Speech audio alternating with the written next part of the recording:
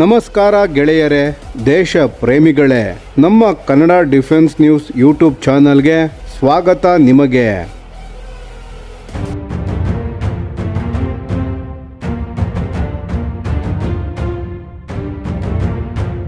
ಭಾರತದ ರಕ್ಷಣಾ ಸಂಶೋಧನೆ ಮತ್ತು ಅಭಿವೃದ್ಧಿ ಸಂಸ್ಥೆ DRDO ಇದೀಗ ತನ್ನ ಮಹತ್ವಾಕಾಂಕ್ಷಿ ಸ್ಟಾರ್ ಕಾರ್ಯಕ್ರಮದಲ್ಲಿ ಮಹತ್ವದ ಬದಲಾವಣೆಯನ್ನು ಮಾಡುತ್ತಿದೆ. ಮೂಲತಃ ವೇಗವಾಗಿ ಚಲಿಸುವ ಗುರಿಯನ್ನು ಅನುಕರಿಸುವ ಟಾರ್ಗೆಟ್ ಡ್ರೋನ್ ಆಗಿ ಅಭಿವೃದ್ಧಿಪಡಿಸಲಾಗಿದ್ದ ಸ್ಟಾರ್ ವ್ಯವಸ್ಥೆಯನ್ನು ಈಗ ಕಡಿಮೆ ವೆಚ್ಚದ ಸೂಪರ್ಸಾನಿಕ್ ಕ್ಷಿಪಣಿಯಾಗಿ ಪರಿವರ್ತಿಸಲಾಗುತ್ತಿದೆ. ಈ ಹೊಸ ರೂಪಾಂತರಕ್ಕೆ ಸ್ಟಾರ್ ಟಿ ಅಥವಾ ಸ್ಟಾರ್ ಟ್ಯಾಕ್ಟಿಕಲ್ ಎಂದು ಹೆಸರಿಡಲಾಗಿದೆ. ಇದು ಹಡಗು ವಿರೋಧಿ ದಾಳಿಗಳು ಮತ್ತು ಭೂಮಿಯ ಮೇಲಿನ ಗುರಿಗಳ ದಾಳಿಗಾಗಿ ವಿನ್ಯಾಸಗೊಳ್ಳುತ್ತಿರುವ ತಂತ್ರಜ್ಞಾನದ ಕ್ಷಿಪಣಿಯಾಗಿದೆ. ಭಾರತವು ದೊಡ್ಡ ಪ್ರಮಾಣದಲ್ಲಿ ಕಡಿಮೆ ವೆಚ್ಚದಲ್ಲಿ ಸ್ವದೇಶಿ ಕ್ಷಿಪಣಿಗಳನ್ನು ಉತ್ಪಾದಿಸುವ ಗುರಿ ಹೊಂದಿರುವ ಹಿನ್ನೆಲೆಯಲ್ಲಿ ಸ್ಟಾರ್ ಟಿ ಅತ್ಯಂತ ಪ್ರಮುಖ ಪಾತ್ರ ವಹಿಸುವ ನಿರೀಕ್ಷೆಯಿದೆ. ಇದೀಗ ಒಂದು ಪ್ರಮುಖ ಪ್ರಶ್ನೆ ಉದ್ಭವಿಸುತ್ತದೆ ಸ್ನೇಹಿತರೆ. ಬ್ರಹ್ಮೋಸ್ ಎಂಬ ಅತ್ಯಂತ ಶಕ್ತಿಶಾಲಿ ಕ್ರೂಸ್ ಕ್ಷಿಪಣಿ ಈಗಾಗಲೇ ನಮ್ಮ ಬಳಿ ಇರುವಾಗ ಸ್ಟಾರ್ ಟಿ ಯಾಕೆ ಬೇಕು ಅಂತ. ಇದಕ್ಕೆ ಉತ್ತರ ಯುದ್ಧದ ಆರ್ಥಿಕತೆಯಲ್ಲಿ ಅಡಗಿದೆ ಸ್ನೇಹಿತರೆ. ಬ್ರಹ್ಮೋಸ್ ವಿಶ್ವದ ಅತ್ಯಂತ ವೇಗದ ಕ್ರೂಸ್ ಕ್ಷಿಪಣಿಗಳಲ್ಲಿ ಒಂದಾಗಿದ್ದು ಅದರ ನಿರ್ಮಾಣ ವೆಚ್ಚವು ಅತ್ಯಂತ ಹೆಚ್ಚು. ಪ್ರತಿಯೊಂದು ಬ್ರಹ್ಮೋಸ್ ಕ್ಷಿಪಣಿಯ ಬೆಲೆ ಕೋಟ್ಯಾಂತರ ರೂಪಾಯಿಗಳಷ್ಟಿದೆ. ಆದ್ದರಿಂದ ಪ್ರತಿಯೊಂದು ಸಣ್ಣ ಗುರಿಯ ಮೇಲೆ ಬ್ರಹ್ಮೋಸ್ ಮಿಸೈಲ್ನ ಬಳಕೆ ಮಾಡುವುದು ಪ್ರಾಯೋಗಿಕವಾಗಿರುವುದಿಲ್ಲ.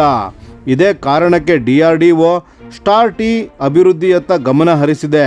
ಸ್ಟಾರ್ ಟಿ ಕ್ಷಿಪಣಿ ಗಾತ್ರದಲ್ಲಿ ಮತ್ತು ತೂಕದಲ್ಲಿ ಬ್ರಹ್ಮೋಸ್ಗಿಂತ ಬಹಳ ಚಿಕ್ಕದಾಗಿದೆ.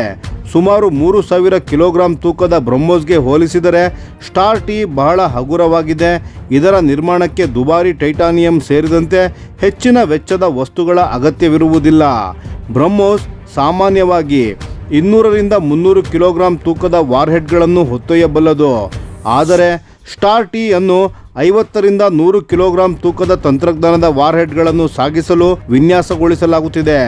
ಇದು ದುರ್ಬಲತೆ ಅಲ್ಲ ಸ್ನೇಹಿತರೆ, ಬದಲಾಗಿ ಕಡಿಮೆ ವೆಚ್ಚದಲ್ಲಿ ದೊಡ್ಡ ಸಂಖ್ಯೆಯಲ್ಲಿ ಉತ್ಪಾದಿಸಲು ನೆರವಾಗುವ ಒಂದು ಪ್ರಮುಖ ವೈಶಿಷ್ಟ್ಯವಾಗಿದೆ. ಇತ್ತೀಚಿನ ಜಾಗತಿಕ ಸಂಘರ್ಷಗಳು ಒಂದು ಪ್ರಮುಖ ಪಾಠವನ್ನು ಕಲಿಸಿವೆ. ಆಧುನಿಕ ಯುದ್ಧಗಳಲ್ಲಿ ಕೇವಲ ಕ್ಷಿಪಣಿಯ ಸಾಮರ್ಥ್ಯ ಮಾತ್ರ ಮುಖ್ಯವಲ್ಲ, ಅದರ ವೆಚ್ಚ ಮತ್ತು ದೊಡ್ಡ ಪ್ರಮಾಣದಲ್ಲಿ ಉತ್ಪಾದಿಸುವ ಸಾಮರ್ಥ್ಯವು ಅಷ್ಟೇ ಮುಖ್ಯವಾಗಿದೆ. ರಷ್ಯಾದ S-300 ಮಾದರಿಯ ವಾಯು ರಕ್ಷಣಾ ವ್ಯವಸ್ಥೆಗಳು ಅಥವಾ ಚೀನಾದ HQ-9 ಮಾದರಿಯ ಸುಧಾರಿತ ಏರ್ ಡಿಫೆನ್ಸ್ ನೆಟ್ವರ್ಕ್ಗಳಿಗೂ ಒಂದೇ ಸಮಯದಲ್ಲಿ ಎಷ್ಟು ಗುರಿಗಳನ್ನು ಪತ್ತೆ ಹಚ್ಚಿ ಹೊಡೆದುರುಳಿಸಬಹುದು ಎಂಬ ಮಿತಿ ಇರುತ್ತದೆ. ಅಲ್ಲಿಯೇ ಸ್ಟಾರ್ ಟಿ ತನ್ನ ನಿಜವಾದ ಶಕ್ತಿಯನ್ನು ಪ್ರದರ್ಶಿಸುತ್ತದೆ. ಯುದ್ಧದ ಸಂದರ್ಭದಲ್ಲಿ ಭಾರತೀಯ ಸಶಸ್ತ್ರ ಪಡೆಗಳು ದೊಡ್ಡ ಸಂಖ್ಯೆಯಲ್ಲಿ ಸ್ಟಾರ್ ಟಿ ಕ್ಷಿಪಣಿಗಳನ್ನು ಒಂದೇ ವೇಳೆ ಉಡಾಯಿಸುವ ಮೂಲಕ ಶತ್ರುವಿನ ರಡಾರ್ ವ್ಯವಸ್ಥೆಗಳು ಮತ್ತು ಇಂಟರ್ಸೆಪ್ಟರ್ ಕ್ಷಿಪಣಿಗಳನ್ನು ಒತ್ತಡಕ್ಕೆ ಒಳಪಡಿಸಲು ಸಾಧ್ಯವಾಗುತ್ತದೆ. ಸರಳವಾಗಿ ಹೇಳುವುದಾದರೆ ಇದು ಸ್ವಾರ್ಮ್ ಸ್ಟೈಲ್ ಅಟ್ಯಾಕ್ ಅಥವಾ ಗುಂಪು ದಾಳಿಯ ತಂತ್ರವಾಗಿದೆ. ಒಂದು ಬ್ರಹ್ಮೋಸ್ ಕ್ಷಿಪಣಿಯ ವೆಚ್ಚದಲ್ಲಿ 2 ಅಥವಾ 3 ಸ್ಟಾರ್ ಟಿ ಕ್ಷಿಪಣಿಗಳನ್ನು ಉಡಾಯಿಸಲು ಸಾಧ್ಯವಾದರೆ ದಾಳಿಯ ಸಾಂದ್ರತೆ ಹಲವು ಪಟ್ಟು ಹೆಚ್ಚಾಗುತ್ತದೆ. ಅದೇ ಸಮಯದಲ್ಲಿ ಅಮೂಲ್ಯ ಬ್ರಹ್ಮೋಸ್ ಕ್ಷಿಪಣಿಗಳ ಸಂಗ್ರಹವನ್ನು ಉಳಿಸಿಕೊಳ್ಳಲು ಸಾಧ್ಯವಾಗುತ್ತದೆ.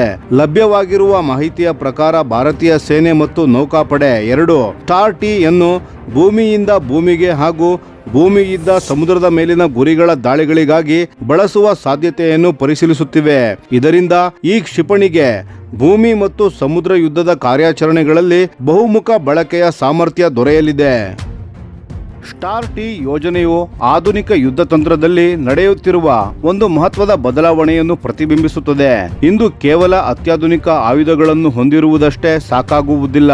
ಅವುಗಳನ್ನು ದೊಡ್ಡ ಪ್ರಮಾಣದಲ್ಲಿ ಉತ್ಪಾದಿಸಿ ದೀರ್ಘಕಾಲದ ಯುದ್ಧ ಪರಿಸ್ಥಿತಿಯಲ್ಲಿಯೂ ನಿರಂತರವಾಗಿ ಬಳಸುವ ಸಾಮರ್ಥ್ಯವೂ ಇರಬೇಕು.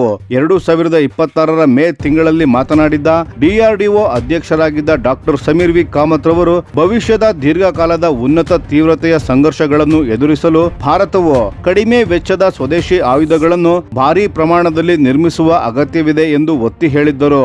ಅವರ ಪ್ರಕಾರ ಒಂದು ಸಾಮಾನ್ಯ ರಡಾರ್ ಕೇಂದ್ರ, ಸಂವಹನ ವ್ಯವಸ್ಥೆ ಅಥವಾ ಲಾಜಿಸ್ಟಿಕ್ಸ್ ಕೇಂದ್ರದಂತಹ ಗುರಿಗಳ ಮೇಲೆ ಸುಮಾರು $5 ಮಿಲಿಯನ್ ಮೌಲ್ಯದ ಕ್ಷಿಪಣಿಯನ್ನು ಬಳಸುವುದು ದೀರ್ಘಾವಧಿಯಲ್ಲಿ ಸಮರ್ಥನೀಯ ತಂತ್ರವಾಗಿರುವುದಿಲ್ಲ. ಇದೇ ಕಾರಣದಿಂದ DRDO ತನ್ನ ಅತ್ಯಂತ ದುಬಾರಿ ಬ್ರಹ್ಮೋಸ್ 2 ಹೈಪರ್ಸಾನಿಕ್ ಕ್ಷಿಪಣಿ ಯೋಜನೆಯನ್ನು ತಾತ್ಕಾಲಿಕವಾಗಿ ನಿಧಾನಗೊಳಿಸಿದೆ. ಸ್ಟಾರ್ ಟಿ ಹಾಗೂ long range land attack cruise missile ಅಂದರೆ LRLACM ನಂತಹ ಕಡಿಮೆ ವೆಚ್ಚದ ಆದರೆ ದೊಡ್ಡ ಪ್ರಮಾಣದಲ್ಲಿ ಉತ್ಪಾದಿಸಬಹುದಾದ ವ್ಯವಸ್ಥೆಗಳ ಅಭಿವೃದ್ಧಿಗೆ ಹೆಚ್ಚಿನ ಆದ್ಯತೆಯನ್ನು ನೀಡುತ್ತಿದೆ. ಒಟ್ಟಾರೆ ಹೇಳುವುದಾದರೆ ಸ್ಟಾರ್ ಟಿ ಕೇವಲ ಮತ್ತೊಂದು ಹೊಸ ಕ್ಷಿಪಣಿ ಅಲ್ಲ, ಇದು ಭಾರತದ ಭವಿಷ್ಯದ ಯುದ್ಧ ತಂತ್ರದಲ್ಲಿ ಕಡಿಮೆ ವೆಚ್ಚದಲ್ಲಿ ಹೆಚ್ಚು ಪರಿಣಾಮ ಎಂಬ ಹೊಸ ಪರಿಕಲ್ಪನೆಯ ಪ್ರತೀಕವಾಗಿದೆ. ಮುಂದಿನ ವರ್ಷಗಳಲ್ಲಿ ಸ್ಟಾರ್ ಟಿ ಭಾರತೀಯ ಸಶಸ್ತ್ರ ಪಡೆಗಳ ಕ್ಷಿಪಣಿ ಸಾಮರ್ಥ್ಯವನ್ನು ಮತ್ತೊಂದು ಹಂತಕ್ಕೆ ಕೊಂಡೊಯ್ಯುತ್ತದೆಯೇ ಎಂಬುದನ್ನು ಕಾದು ನೋಡಬೇಕಾಗಿದೆ. ಈ ವಿಷಯದ ಬಗ್ಗೆ ನಿಮ್ಮ ಅಭಿಪ್ರಾಯವನ್ನು ದಯವಿಟ್ಟು ಕಾಮೆಂಟ್ ನಲ್ಲಿ ತಿಳಿಸಿ ಸ್ನೇಹಿತರೆ. ಧನ್ಯವಾದಗಳು.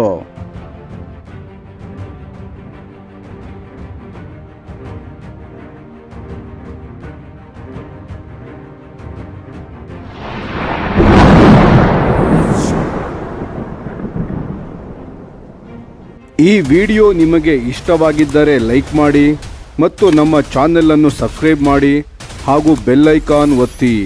ಯಾವ ಅಪ್ಡೇಟ್ಗೂ ಮಿಸ್ ಆಗಬೇಡಿ. ಡಿಫೆನ್ಸ್ ಸುದ್ದಿಗಳನ್ನು ತ್ವರಿತವಾಗಿ ಪಡೆಯಿರಿ. ನಿಮ್ಮ ಬೆಂಬಲವೇ ನಮ್ಮ ಶಕ್ತಿ. ಭಾರತ ಬಲಿಷ್ಠವಾಗಲಿ ಎಂದು ಆಶಿಸುತ್ತಾ ಭಾರತ ಮಾತೆಗೆ ಜೈ. ಧನ್ಯವಾದಗಳು.